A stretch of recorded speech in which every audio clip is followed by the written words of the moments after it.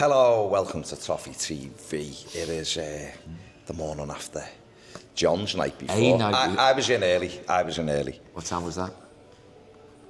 10. 10? Or something. Amateur. Yeah. Amateur. Well, you know, work trip and all that. We went to MetLife yesterday. Yeah. Footy wasn't amazing, but not to be totally unexpected. I mean, Everton, when the team came out, while we were at Red Spar, it was a bit, like you looked at it and thought, okay, who's playing where? And on the pitch, it sort of looked like, certainly the defence, we had one centre-back. So I guess, when you look at it that way, the result wasn't the most surprising in the world. The manager afterwards, right, said short of numbers, we had no central defenders, stuff. Yeah. And that probably sums up, doesn't it? Yeah. And he was, you know, when we did the presser stuff afterwards, yeah, he was almost too angry to be angry, wasn't he? He was, wasn't he? It was what can you expect? You know, which, you know, if you watch the channel and talk to us, listen to us about the difference between, say, excuses and reasons, right? It was somewhere in the middle, wasn't it? Yeah, I mean... He's not a man for excuses, but it wasn't really a reason. But he genuinely come across as a bloke who said, you know, what can you expect, right? We're short of this, we're shallow in numbers, you know, we need to be better, blah, blah, blah. And that was it, really. And it was almost resigned to, oh, we lost, but so what? Yeah. It was a so what, almost, wasn't it? It was, well, yeah, because I think at the end of the day... And he actually seemed quite refreshed by your question near the end of the presser, when you talked about the future rather than the past. Right? Yeah. I think when you look at it, you know, you're forced, you arrive, or sorry, you're planning to have 4 centre-backs here. Yeah. And by the time you get here, you've only got 2. Well, there's one available, one and a bit, yeah. There was no Michael Keane.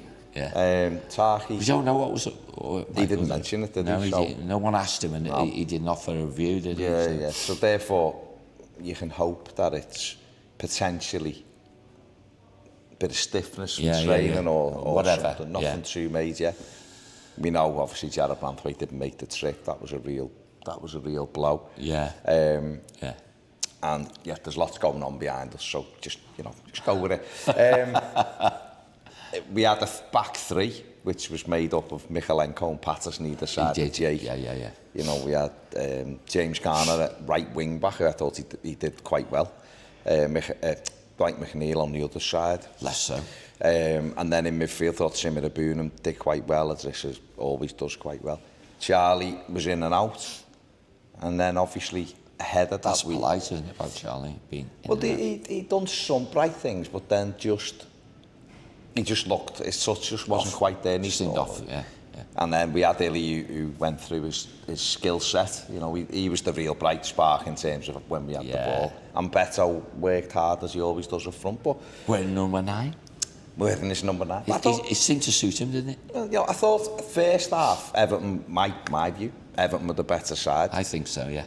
And every time he got into that sort of final third, it comes short, and you know, we come up short, and that was just the way you saw the get, because you went into the fan area, sorry, in the ground, didn't you? Yeah. I mean, Ped stayed in the press area, whatever, which was like triple glazing or something, so it's almost silent, right? I went amongst the people, John. Yeah. You tried to hospitality. That's because you had people with you. Well, right, no, I think I'd do it anyway. You know why I did it? Because I spoke to Adam McCullough before we come out, and he said... You did? Sorry, you did. He said, we just don't sit up, no, we go and sit. I remember you did. There's no point, my opinion, no point going to a game here where Evertonians are and sitting behind glass. It didn't make sense, so I made my way down. Peg come down, obviously, at half-time. Yeah. And it was great being in there, to be honest.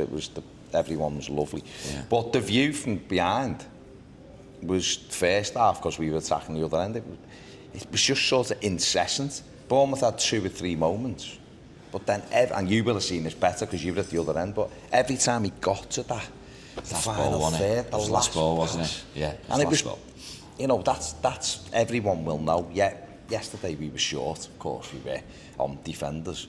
But everyone knows it's the other end of the pitch where the issues are. And even when Njai was skinning people brilliantly, we got to the edge of the box and the pass wasn't good enough, or the shot wasn't great. But what I did love was David Moyes did sort of, to be fair, I've seen a couple of comments where people were having a go, but saying, come on, Dave. But the bit about the grass, he wasn't asked about the grass, was he? Sorry, he didn't bring the grass up. He was asked about the pitch. In the presser, yeah. He was asked about and he had a view, which wasn't great. Yeah, right? I wonder if Iriola said the same. But no, listen, we know that that's where we're short in that final third, and it looked like it. Well, I as you know, I went into the presser with the Bournemouth manager, right? And it, you went. Yeah, and he had the stock questions that you would expect journalists to ask, and then it was all about when you were played in MLS, and are you happy to be? And it was all about his past, really. Or in that point, right? But no, you're right. The game itself, we looked okay in the first half, but as soon as they stepped it up a little bit, pace-wise, and they made changes. Yeah. As soon as they did that in the second half, we were found wanting, weren't we? But sort of what I took away from it, because Zach was proper the fuminator. His mum heard he swears and stuff. As Ped found out yesterday. How old is he? 14. Yeah. Passionate blue, but passionate. Used industrial language, which I did after sort of tell him off. But the thing is that when you come out here, and this is why there's two, and I know your view's slightly different to my view in terms of what Everton needed before they come out. Not what Everton need overall, but all on everyone. Even them three, them three women who just walk past know what Everton need, which is two right wingers, and they're not even Evertonians. When you're looking at a tournament like this, and I know clubs don't plan for it like this, but when you're looking at it, maybe as a fan, and you're seeing the holes, when you watch it in front of your own eyes yesterday, it's glaringly obvious. Me and Pedro sat there going... You're not going to mention right No, what I'm saying is, the second half, when the fatigue kicked in, because it was really... Quite early as well, wasn't it? It was hot in that stadium. It was hot. It was hot in the stadium. And when you're playing against an opposition who can make 4 changes at half-time, whatever it was, really 9 overall or whatever it was. 9 or 10 overall. You're seeing the energy levels drop, and when there's no pace in the team, it exposes it for what it is. It's not out. So there's no outball. But all being said, there was some bright spot. I thought Tierno Barry did quite well when he came on. And the manager thought that as well, didn't he? He looked a handful. You could, again, if you give him the thing that's your first game, his debut, all that sort of stuff, you're coming on in a game where you're already going to lose by the time you come on, type of thing. But he looked a handful, didn't he? He's just got something about him. You might not have been on it, but he just looks like a guy who's going to cause problems in this league, or Premier League, right? So that was a positive. I think Tim was good. Yeah, he was. Yeah, Tim Irabuna. Again, he's still got, let's call him raw, shall we, or whatever, but beyond that, there was not a huge amount. And that being said, the 3 goals we conceded were all avoidable. Self-inflicted, mate. They were all avoidable. We've had the first, I think it was the first goal, or if it wasn't, it was the second one. One of them was a really poor touch from Charlie, which led to them breaking. Turnover, yeah. But Nathan Patterson's had an opportunity. But earlier at 0-0 this is, he sees the danger brilliantly. Deals with it, sort of. Takes it out to the wing, there's an out ball on, and he hesitates, and the ball goes out. Yeah. So if he just plays the out ball, we're on the attack with Beto. Hesitate, it goes out, they get it. Billing then just waltzes past people. No one wants to put a tackle in. And it's a really good finish, to be fair. He's hit it well and it bends round Pickford. But really good, tremendous. Go and get a tackle and go and stand in front of the ball, maybe. That one. So I don't think the manager will be too happy with the way it was. And these are the things that you pick up pre-season, obviously, and you get them out. He's done it. He's done, isn't he? Then the second one with Patterson was he's done. Sees the danger brilliantly, cuts across, takes it, just empty it, and he doesn't. And his touch, sadly, plays it in. And great pass, wasn't it? It's a great finish. Yeah. You know, the lad hits it really well. It's the post, goes behind Pickford. Yeah. And 2 goals in 4 minutes. He's done now, isn't he? Do you think? I don't know, John. If he looks, Ped said something in the game, and he's absolutely spot on with it, is that he looks like he doesn't believe in himself at the moment. Yeah. And therefore, when you're playing and you feel unsettled because you haven't established yourself and you're not sure whether a manager trusts you, if you lose the trust in yourself, it's really difficult to turn that round. Oh, totally. So, I'm not sure. We were talking afterwards, weren't we, in the media thing with Drapes from right? And his mind, you do, yeah. You know, he. Anyway, go on. Yeah. Some rapper or something. Anyway, go on. But he was one of, you know, his view, and I think we would agree, right? Was his mind emotionally in his head or whatever. There's things going on which he perhaps has to move away from us to try and get that back, doesn't he? I don't know. I'm certainly not going down that view. You know, you still think he can turn it? It's a footballer. It's a game of football, that easy. Yeah. You just go and do what you're good at. And the easiest thing for any, and you say this to kids, you say it to adults when they're playing, when you're trying to encourage people, is the first thing you do, and you let so many pros say this, first thing you do is simplify your game. So Nathan Patterson there steps across, clear the ball, Rosette, clear the ball, get rid of it. Yeah. Your job's done, pick up, go and do that. So when it comes across, you clear it. When it comes across, you clear it. And then the confidence starts coming back. Then you play a little bit. Then you make your decisions. But he's not doing that. He's thinking before he does everything. I think it's gone. And then? Baz, I think it's gone. He's 24. I know, but I think it's gone. Okay, that's fine. Right, because we watched it yesterday. We're talking about a moment whereby it should have gone to Rosette, just clear it for a corner, that's what I'm saying. And he didn't. So there's something there you cannot coach out of him, right? Which is whether he feels the need to take a touch, whatever it is, right? And I just feel for the guy, I really do, because he gets his moment, he gets his opportunity, and these things happen, right? And the manager, who has to be really brutal about it, doesn't he? Is he going to do that? That's in him now, right? So let's see. But I think if there were options, he wouldn't be seeing a starting place again, would he? My view, right? Well, obviously, Everton have looked at a right back, so obviously not. Yeah. But Jake O'Brien's going to play there, and yet Jake O'Brien gives the third goal away, which is really poor as well, you know. And again, the manager said in the press conference, which was to me quite telling, he said he's only played at right back for me. Almost saying he is a makeshift centre back. Yesterday was the way.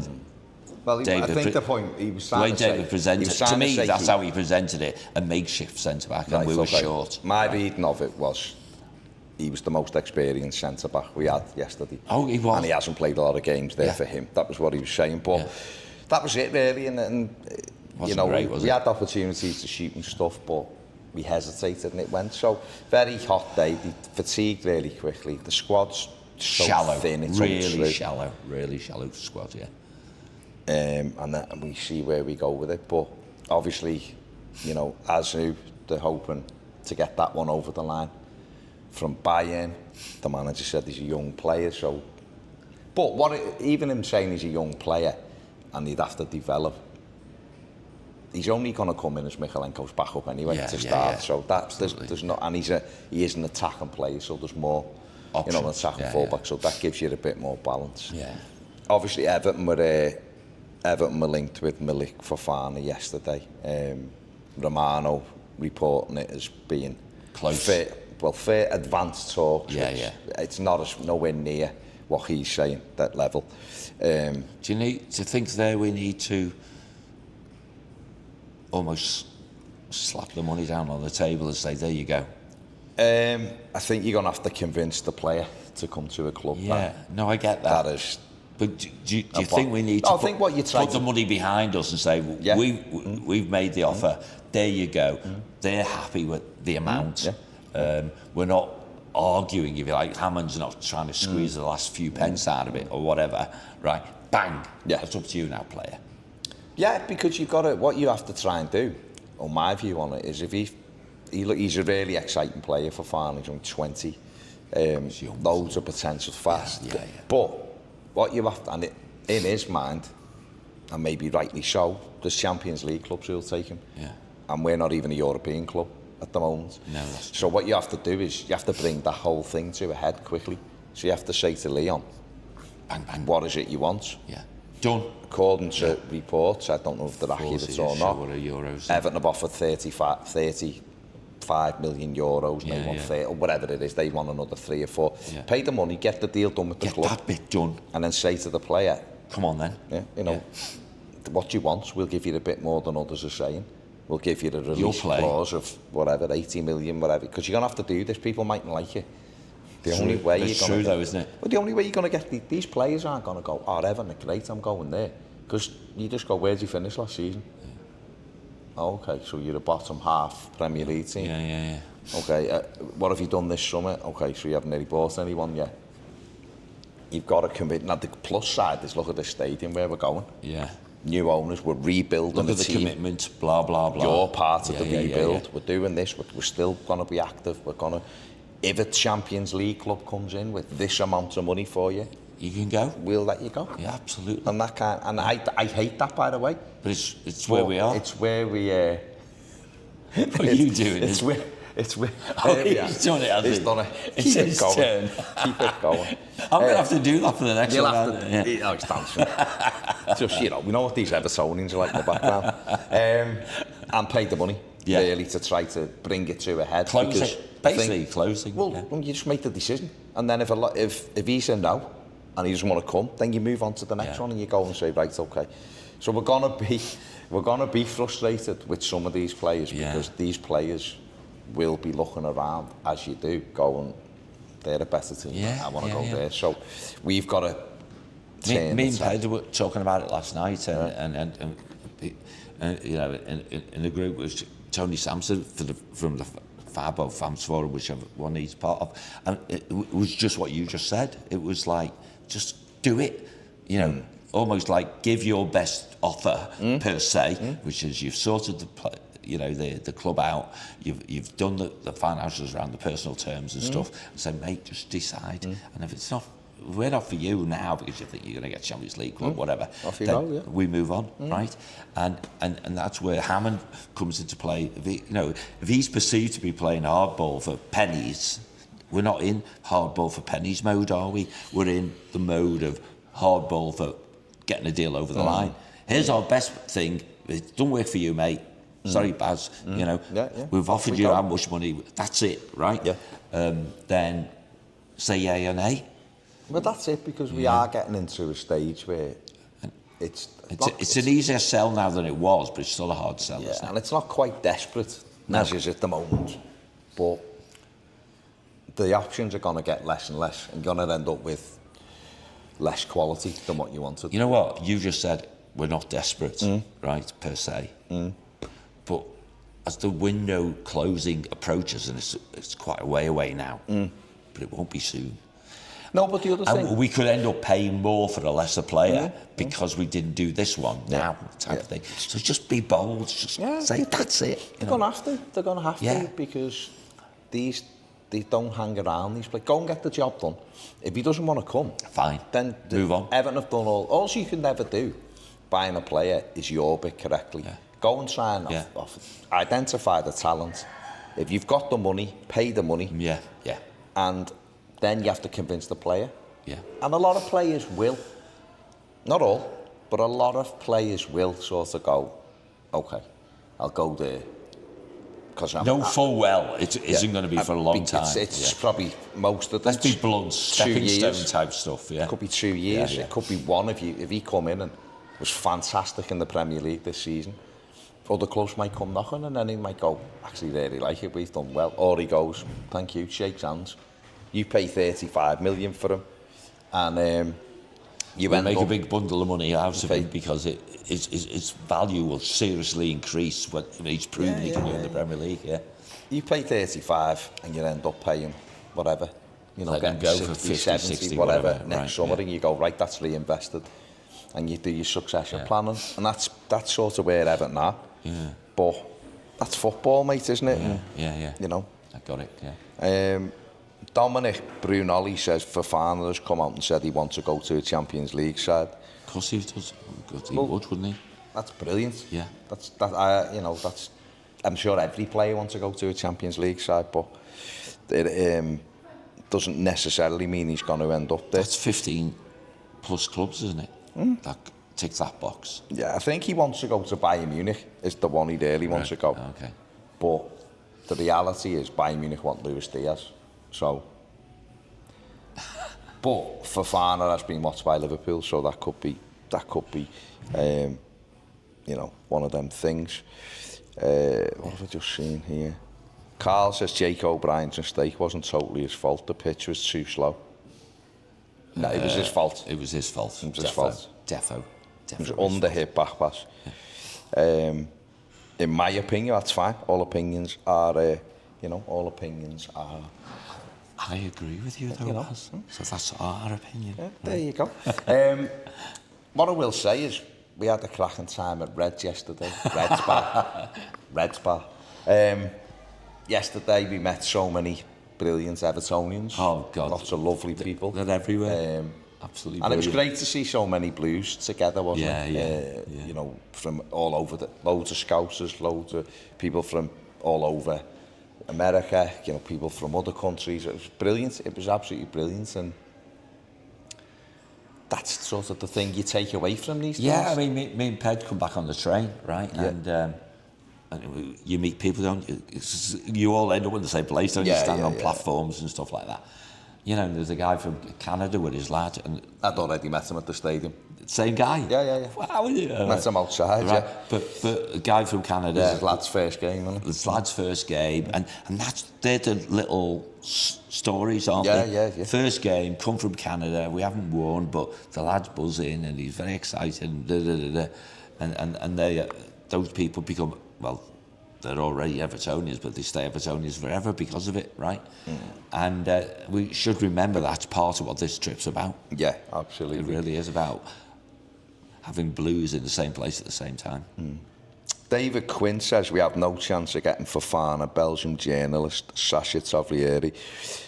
Sacha Tavlieri is about as right as Mopai is about scoring 30 goals a season. The fella... Not convinced he's ever said anything right, other than when Onana's sister told him that he was coming to Everton. It's shocking. His firing rate is shocking. He's had loads on Everton this summer. Nothing's happened. Not one thing. Success rate's really low. He's had nothing, honestly. He honestly, mate, I wouldn't be reading anything into what that fella said. I was worried then about who you were going to call out as being useless. But he's not useless. He's just...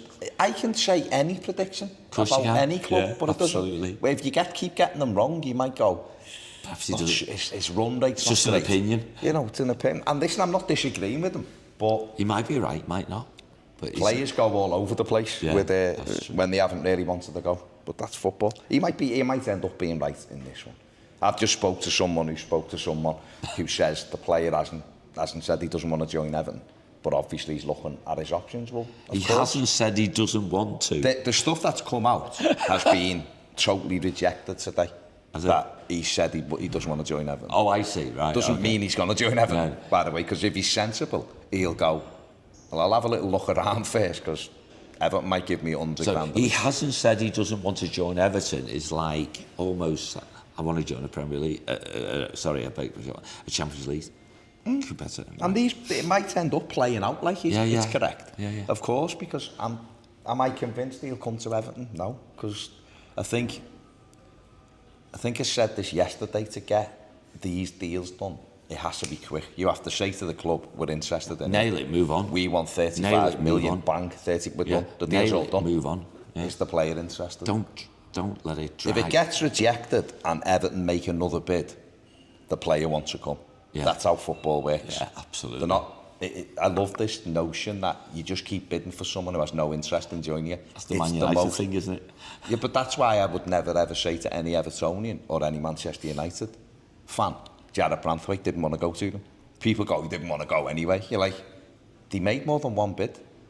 When you make more than one bid, the player hasn't said he won't join you. That's what it's about. Yeah, absolutely. Not saying Jarrod Brandtpipe was held against his will, far from it. He wanted to stay, but last summer, he was open to the move if they did. And the best way to do that is, and this is what happens with all of them, is the contract is made with the player. Are you interested? Would you be interested, or is representative? It doesn't get public. And the representative, if it doesn't get past that bit, yeah, maybe. Be interested. So you make the bid. And then once the first bid's rejected, you test the water. If the bid's rejected out of hand, say it was Leon come out and go, he's not for sale. You're taking the P even here. If you're offer 100 million. Absolutely. You go, yeah, he's done. If Leon go, we value him higher than that, means there's a deal to be done. It's a buy signal. Right? Sorry, a sell signal in and that then case. And then what normally happens in this, and this is agents have said this, and I checked, is this still happening with certain people? Yeah. You go back again. Because you go back again because you've had encouragement from the player. Absolutely. So if Everton have bid and Leon have rejected it, and Everton walk away, then the player has said. But if Everton bid again, the player's gone, or the representatives have gone, do the deal with the club. Totally agree. Because he's not against coming. Yeah. So that's sort of how you read it. And if you do that which is what you're saying, from a tactical perspective, that first bid that you make to the club is after you've already got some encouragement from the player around his personal needs, around finance and, you know, salary ultimately, stuff. You go, oh, we'll give you 10. If the selling club go, on your bike, you do. Yeah, they say, we think he's worth more than that. Then that's a then you're on. It's a signal. Just hope that Everton don't get into a situation that Man United got in last year. No. Oh, you can't keep doing multiple bids, right? No, not that. But this nonsense of we're going to play hardball. We can't play hardball.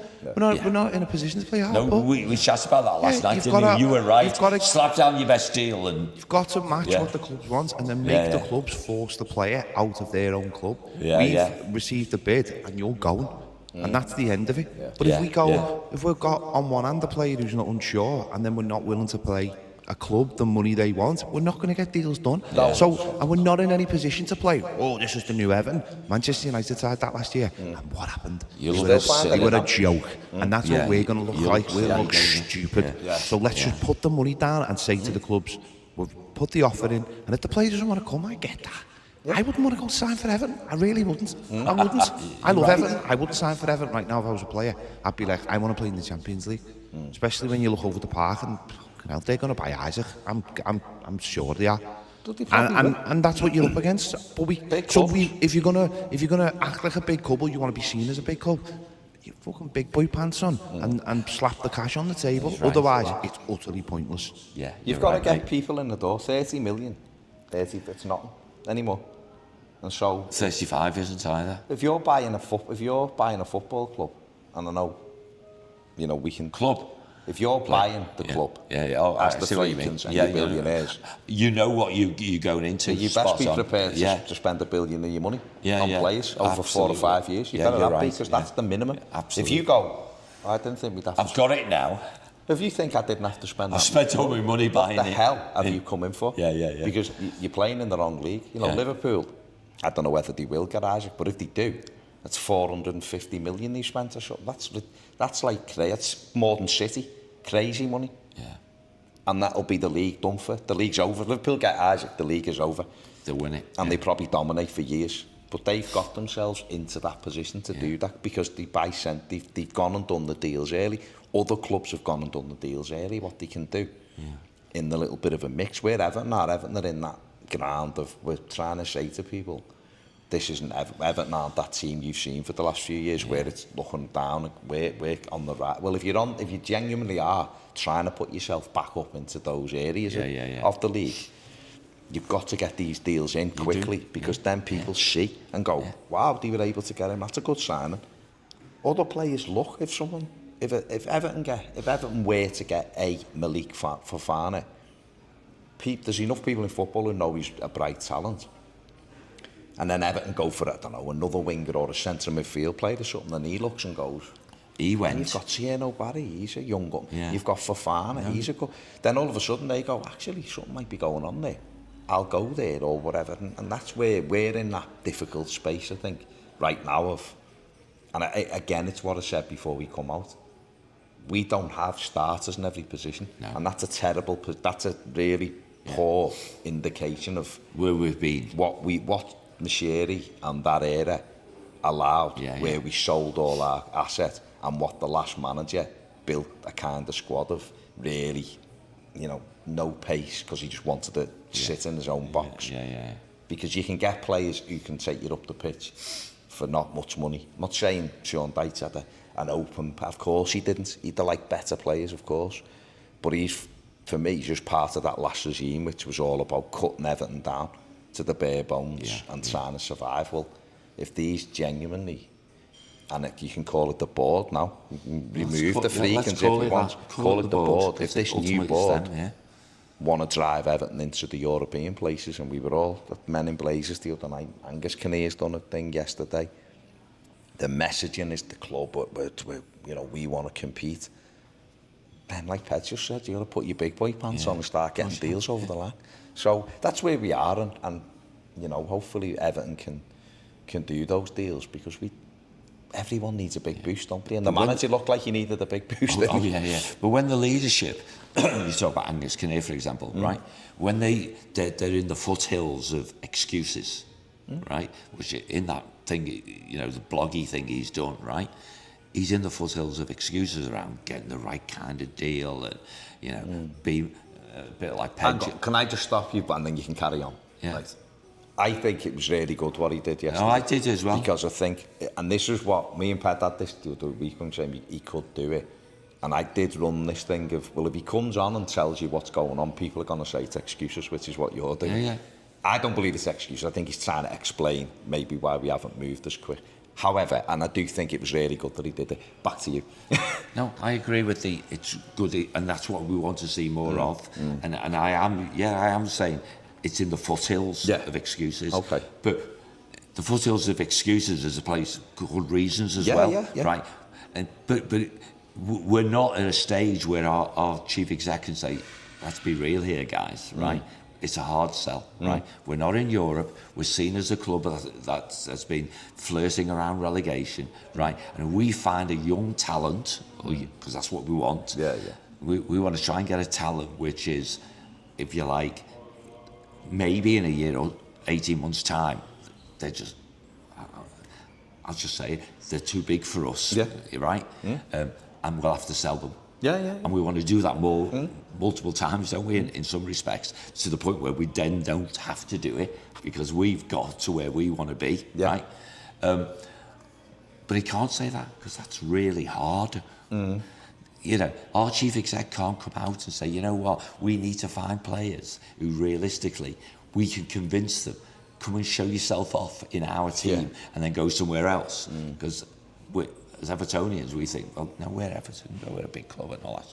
Well, we are a big club, but we're not a big team, and that's the difference. Absolutely right. So that's the foothills, to me, of excuses. So he's done, and I think it was very good, right? And I hope he does it again, and he'll come on this channel and he'll talk about the afters, if you like, of the transfer window, and what happened, and what we hoped for, which we didn't get, or what we hoped for, we did get, and all those sorts of things. And he's committed to that sort of dialogue, if you will. Of course, yes. But this one, most recent, is on that tipping point of he can't perhaps say what he really thinks. Because we might not like it. Because we think our club's the best in the world, and the reality is it's not. You know? Jake says, not a great look going into pre-season tournaments, and the manager saying he could barely field the team. That's true, he did say that. Nathan says, looking forward to seeing more. Nathan. Looking forward to seeing more of Tierno Barry. Looked a bit lively. He looked shot. Had a good touch or two. Martin Kitney said, poor luck for the club when we have a manager struggling to field the team. We've gone through that, Martin, really. If they're trying to negotiate and they're not getting deals done, we'll see. We don't know all the reasons, do we? But I think they do need to just start paying the money for some of these players. And me and Ped were talking about it last night, that any negotiation, Baz, the hardest part, you go through phases, right? The hardest part is closing. Yeah, of course, And we're in that mode now of, can we close deals, right? That's the hardest bit. That's the bit where people earn their money. Of course, in other industries. So. Ian the Blue says, need to pull the fingers out this week and go hell for leather, get some players in. Just so frustrating. I can't see us getting Fofana if the news this morning is true. Yeah, well, listen, if he doesn't come, you have to move on quickly. You have to know what you're doing, don't you? But I think we're probably going to have to get in with some of these players and see what the club wants and make the decision. Is it worth it? If it isn't worth it, step away and get someone else. But maybe they're going to have to pay someone. MW76 is up the Sunday coffee live stream. Missed you guys at Reds. Looking forward to the next 2 matches. Come and catch us there then at the next one. Neil says, get down to Balthazar for some brunch. Okay. Everton Vikings said, hi guys, hope you're having a good time. Before you left, I spoke about us coming over here and being embarrassed. I don't particularly care about the results, although I do think it matters, but I was more referring to the squad being so weak. Hate to say it, but I think that happened. We had about 5 subs and 2 of them were goalies. I know the market's hard, and I respect that, but I do fear we're heading into the season very undercooked. I know some have dismissed the bedding in thing for new players, but every manager in world football still speaks about it. We need to get a major move on. Yeah, Kevin Blazatus says exactly right on Fofana. I'd love us to stay in the conversations for players that are probably a notch above us, but they're being offered around bottom half clubs like the kids who went to Sunderland. But that's a really good point, because let's be honest, some of the players that Sunderland bought are talented players, never going to Sunderland. They went to Sunderland, and I liked Sunderland as a club, but some of those players, Habib Diarra didn't get up and go, I hope Sunderland come in for me, did he? The chances are they're getting relegated again. Yes, so absolutely. You can get them, but you have to get in, do the deal, pay the money, and get back out. You have to. NW76 says, Barry and Yusuf up front Wednesday evening. Why not? Why not? Everton Viking says also you could take his comments either way. When he was asked about targeting younger players, he said, no, I'm mainly targeting players over 25. He did, yeah. He did say that, yeah? Yeah. Because I think what he was looking for is someone to come in and be ready to play. Yes. Starters. Some of these other lads. Starters, aren't we? Maybe not. Steve P says, Baz, you know more for Fofana, and I'd be made up if we signed him. To me, that'd be the best signing since Richarlison. But to be honest, does it blow your mind how we just make it seem impossible to sign an actual right winger? I said last week we'd sign a left winger and play him on the right. Yeah. We do seem to make it hard to sign players. I don't know why. And the right side of thing, they've got it looks like the whole club has got a mental block on players who can play out there. It really does. It's mad. It's mad. And this is a different recruitment team, so maybe when you go in, there's a thing on the wall that says just don't buy right wingers. Right? I don't know. Only the closer's different though, isn't it? It's not a different recruitment Neil team, says, were you allowed in the pressure after yesterday's game? Well, we had Premier League accreditation for it, which is given by the Premier League. I know the club do after okay, to be fair. So yeah, we were. So hopefully it is a little bit of a change, but I think in terms of back home in the Premier League season, that's a different thing. You got called out as a man with a question, didn't you? I did. Yeah, was that perhaps the first time we've had that one, eh? So yeah. The golfer says, let's be honest, how many new players do you think we need? From here, the manager said 5 or 6, didn't he? Yeah, but how many do you think we need? Minimum 3 or 4. Okay. I think we need 6. Minimum? We need 6 players. I said 9 at the start, we need 6. Less than 6, you're gambling. They need 6 players, at least. From here? At least from this point in. Yeah. Just shows you, look, we just played the game with no centre-backs. Yeah. We got 1 left-back. Michalenko went down injured yesterday and was out with knackered. No back 4, really. Yeah. So you can't do it. You can't do it. Day on the super chat says, have you had Momofuku pork buns or Korean barbecue yet? No. You know what, right? It sounds a little bit mad, right? But it's been sort of on the go. which is it's been like quite active. We've got here Thursday lunchtime-ish, didn't we? Seems an eternity ago, but it's only a few days. Yeah, you know, we got into like our hotel around 3, and then as we've done the vlog, we gone out for a walk, and then we were out to an Everton fan event thing in Mill Bar. These two were back down there last night. Yeah. Then Friday, we done the live, and then John and Ped went off over to the press conference. Then we went off to the Men in Blazers. Then yesterday, we were up, got some brunch, or some breakfast rather, then went over to Reds and then to the game. And then we're back late John got in at 4, but hey-ho. We were back late, and then we've got up and done this today. Then today's a bit of I'm going sightseeing. This is our first down day, This is the down day, so we're going to... But we're doing this, yeah, right? Doing a bit of sightseeing. Yeah. Might catch up a bit later. Ped will be running, I'm sure. You're going for a run? He's going for 14k. 14 run, today? The two lads going with you, Ben and who? Ben and someone else, so 14K. Good luck, lads. So they're going for a big run. Ped's got his gear on, looking sharp. You'll have seen him, won't you? Outside. He's in green today. So I'm going off Staten Island and all that stuff to do. John will be chilling and doing whatever. John will probably go back to Turnmill. He's always there. We're going to see Tony Sampson. Going to see Tony Sampson. They've got other stuff to do. And then tomorrow we get up and we go to Chicago. So it is on the go. We're having an event tomorrow night as well. So it's fantastic, but it is. The cruise is Tuesday, and let's hope the storms subside in time for. You're going to turn your aversion to heights here into don't want to go on boats when it's a bit wobbly, right? I'll go and I'll be inside. It's fine. I'm just saying it'd be better if it was a lovely. In my head, it'll be a lovely summer night, and we'll see the Chicago skyline. It'll be gorgeous. Not going. Oh my God! See the lightning then. So you're not going up the edge today. Not going where, sorry? You're not going up. I'm not going the edge, no, because I'm not stupid. I might do the top of the rock later. All right. Maybe.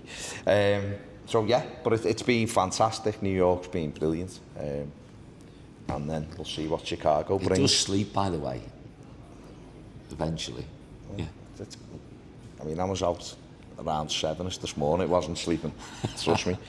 It's noisy though. Yeah, it is very noisy. But no, it's been fantastic, so that's what we're doing. So we'll just keep an eye on stuff. If it isn't Malik Fofana, then they need to move on to the next one and get it done. Agreed. But they are sort of now running out of targets, I imagine. I'm not sure about that, running out of targets. You've got to throw it out there, John, and make them do something. No, running out of targets. We'll see. I'm sure they're working hard to get other players in and getting deals over the lines. The hardest part. That's the bit we need to do. Absolutely. Right. Thank you very much, everyone who's joined us. Keep the faith. Come on, we'll batter West Ham Wednesday. Well, see what happens. See what happens. Right. Thanks a lot. Make sure you like, subscribe. See you later. Ciao, bye.